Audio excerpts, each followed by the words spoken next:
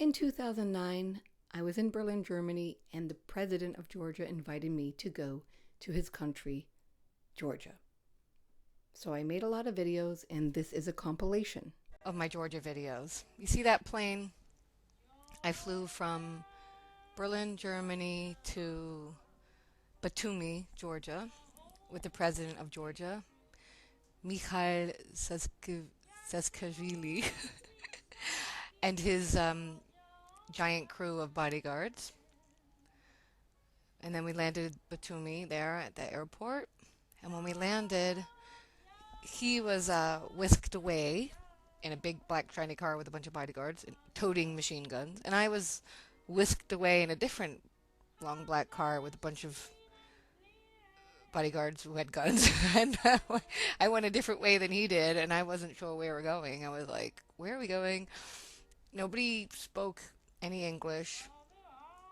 One of the guys took my passport and walked away with it and got in another car and went in a different direction. So I didn't have my passport on me. I was like, oh my God, where am I going?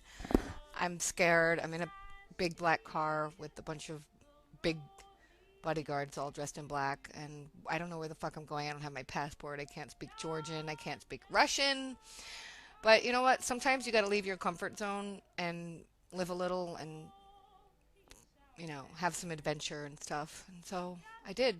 And I'm glad I did, actually, because, well, I thought they were bringing me to my hotel or they're bringing me to the president's house or somewhere. I didn't know. Everything was like really not clear of where I was going. So I was just making the best of it and sticking my arm out the window of the car and filming everything that I saw so I could share it with you. Who knows, you may never get over to that corner of the country around the Black Sea. When I told some of my friends I was going to Georgia, they're like, oh, you were just in Atlanta. I'm like, no, not that Georgia, the other Georgia. You'd be surprised how many Americans don't even know that there is another Georgia. Like, oh yeah, you massaged the president of Georgia. You mean Obama? I'm like, no. Mikhail, the other dude. Georgia, the other Georgia. And they're like, oh, I never heard of another Georgia. But, it used to be the Soviet Union. And they're independent now and rebuilding the place, and it looks gorgeous. So anyways, we pull up to this spot right here, and they were motioning for me to get out of the car. And I'm like, where are we going? And they couldn't talk. It was like me and three really tall bodyguards. They're all over 6 feet tall, dressed in black. And we're like walking along here, and there's two of them, and there's the third one. Wait. Well, yeah, there's the third one. I'm like, listen, I'm not getting out of the car without my laptop. I'm not leaving my laptop in the car. It's too expensive. So that guy's carrying it right there, the bald guy. You see him carrying my laptop? I didn't know where we're going. They probably thought I was a fucking nut. Like, they just wanted to show me the beach. So there's the beach. That's the Black Sea. So I'm like walking along the beach with three wicked tall dudes dressed in black with my laptop.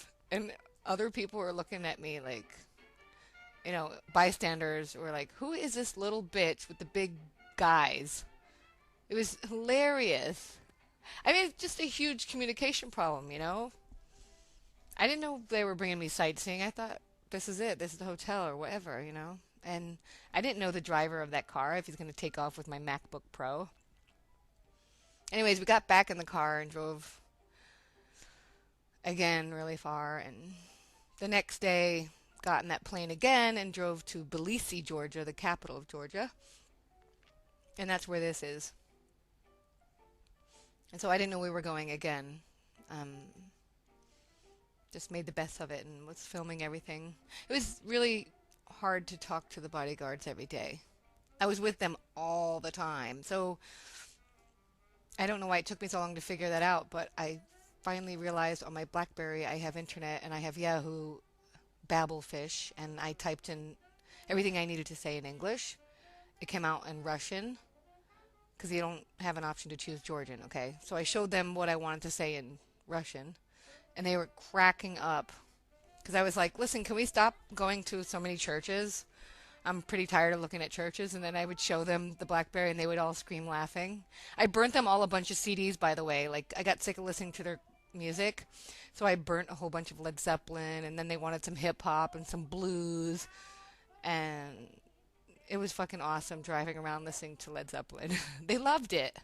One of them was like the biggest blues fan ever, so I burnt him a whole shitload of John Lee Hooker and B.B. King and Robert Johnson and stuff, and it was awesome. I can't wait to go back.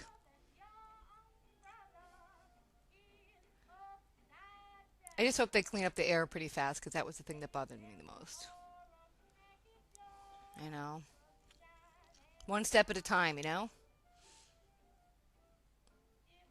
I'm probably gonna go back in the spring. I was invited to go back in the spring. We'll see how that works out. I'm sure it's gonna be wicked hot there. Anyways, I hope you watch part one and part two after this, and then it might make a little better sense to you. And I hope YouTube doesn't get pissed off that I have Billie Holiday music playing in the background. Ooh, big bad dot. Listening to Billie Holiday. Copyright infringement. So anyways, we drove all the way to the president's summer home. And I had the most amazing view from my room. And this is it right here. You can see me opening the door and looking over the balcony. Kind of crappy weather in the end, but it was really pretty and quiet. It was a very heavily guarded complex. And I was making a little video to show you that the balcony goes all around the house. And actually they even had like sniper towers, which I encountered when I went jogging on the president's grounds. The next morning we went to Tbilisi, which is the capital of Georgia, and he got me a hotel room. And this is a view from my hotel. I was told it was the nicest hotel in Tbilisi. And he had his bodyguards keeping a close eye on me. One of them parked himself right outside my hotel room door, and I wasn't supposed to leave without them. So I just made a lot of videos from my hotel room. And then when they weren't looking, I slid out and walked around the town alone. Bodyguard must have had to go pee or something. I was amazed at all the beautiful churches. I mean, you couldn't swing a cat without hitting a church in Tbilisi. There's so many beautiful churches and lots of monks walking around. I have never seen a monk in person, but they had plenty of them. I tried to videotape them without them actually knowing. There's one. And you can see that it looks rather beat up, but the president said he was going to really put a lot of money into infrastructure and make the streets and houses look better. I mean, we're talking former USSR. This place used to be, hardcore communist USSR. So Misha, the president, as I call him, Misha, studied at Columbia University in New York. So he had a lot of Western values.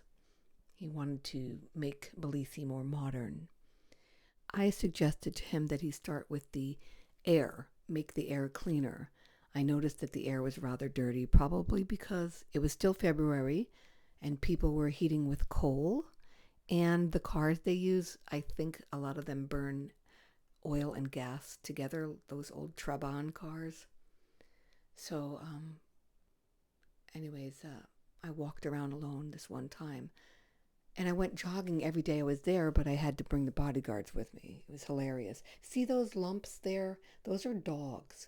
Those are actually dogs sleeping in the middle of the roundabout. I couldn't for the life of me figure out how the dogs got in the middle of the street because there's no stop signs, no traffic lights, and people were running for their lives trying to cross the street there. I couldn't figure out how those big old dogs got there every day to take a nap in the middle of the roundabout. And this beautiful river runs through Tbilisi. I don't know the name of it, but I can imagine in summer it must be extremely beautiful. Anyhow, every single day I was driven to the president's mansion and I massaged him for 1 or 2 hours per day. But This was my downtime, so I went exploring. Unfortunately, I didn't get to talk to anyone because I don't speak Georgian or Russian, and I doubt they all speak English. But I was just really curious about how they live and stuff. And I was told that it's older than Rome. And that's why I was amazed to see some of the architecture still holding up. I mean, some of those churches I saw looked like thousands of years old. You know, being American, we're only like 280 years old, I think. I don't know. But you can see the cars, they look much different than ours. And look at the kitty, a Georgian kitty cat. He was trying to get some food out of the dumpster, and I interrupted him. I wanted to pet him, but he was like, nah, I'm out. It was really fun being there. I got spoiled for sure. The president made sure I was well looked after. I just couldn't get over the contrast. It's somehow these buildings look very, very run down. I mean, look at that. It looks really run down. But you see that red building in the background? That's my hotel. That's like a 4-star hotel right around the corner from a rather rough looking area. Somebody must have been renovating because it was nearly impossible for me to sleep. They had jackhammers and construction going on directly across the street from a hotel. And yeah, that's a picture of the front of the hotel. Very interesting building. And it even had a fitness room. And this is the toilet inside of the gym, aka fitness room. Look at that toilet. You see that hole? That's a unisex bathroom. So I had to pose.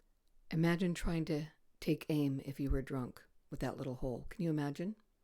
The next day, we took a trip to see more churches. The bodyguards all piled in a van and took me sightseeing. And we were in the van for like an hour. And we came across this church they told me is from the year 100. Okay? It's from the 1st century. I went inside. See the flag? That's the Georgian flag.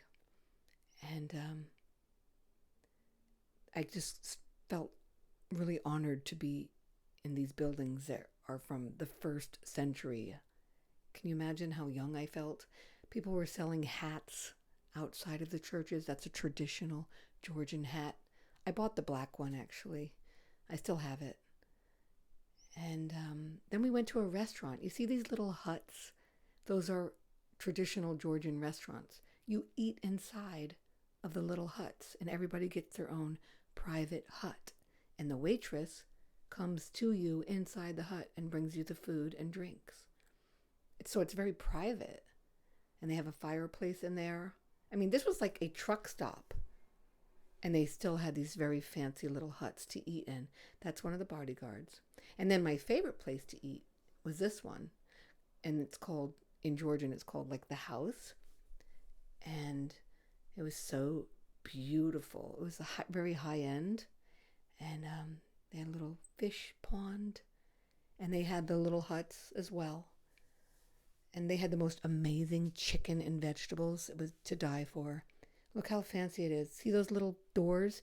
Each door is an individual hut that you eat in. You don't eat in a big room with a bunch of people like we do in America. Everybody has their own little private eating house. It's amazing.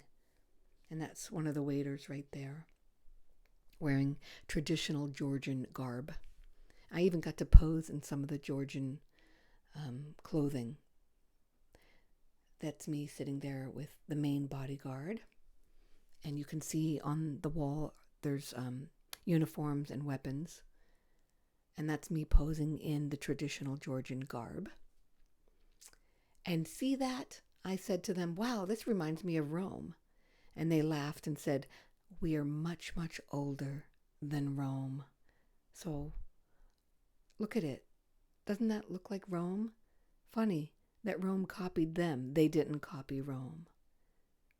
This place is so rich with history. I highly recommend going to see it. I want to go back someday, but I don't know, after that blog I wrote, might not be a good idea.